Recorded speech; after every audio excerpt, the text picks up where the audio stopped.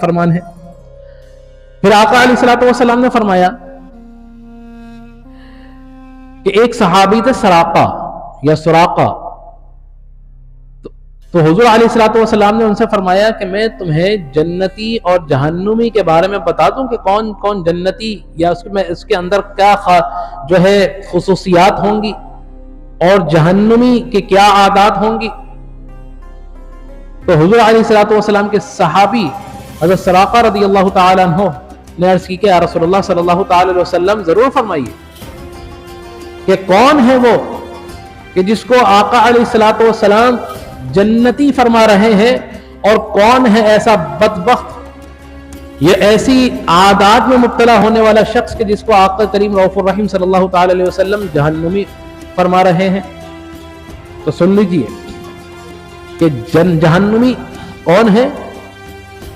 جہنمی وہ ہے کہ جو ہر سختی کرنے والا، بلا وجہ سختی کرنا، لوگوں پر ان کی زندگی کو مشکل بنانے والا، جو کام نرمی سے ہو جائے اس میں بھی سختی کر رہا ہے، تو ایسا شخص جو سختی کرنے والا ہو وہ کون ہے؟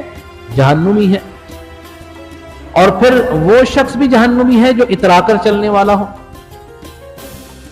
جو بلا وجہ اپنے آپ کو جو ہے متکبر سمجھتا ہے اور بڑے فخر سے زمین پر چلتا ہے کہ میں تو بڑے منصب والا ہوں، میں تو بڑے جاہ و جلال والا ہوں، میں تو بڑے علم و مرتبے والا ہوں، میں تو بڑی دولت والا ہوں، میرے تو سوسائٹی کے اندر اتنے جاننے والے ہیں، میرے تو بڑے بڑے لوگوں سے تعلقات ہیں۔ تو ان تمام معاملات پر زمین پر اترا کے چلنے والا وہ کون ہے؟ وہ جہنمی ہے۔ تو آقا کریم رؤوف الرحیم صلی اللہ تعالی وسلم نے فرما دیا کہ یہ لوگ جہنمی ہیں۔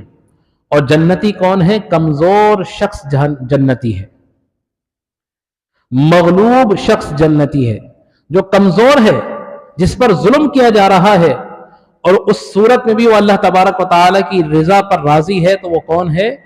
وہ جنتی ہے۔ ایسا شخص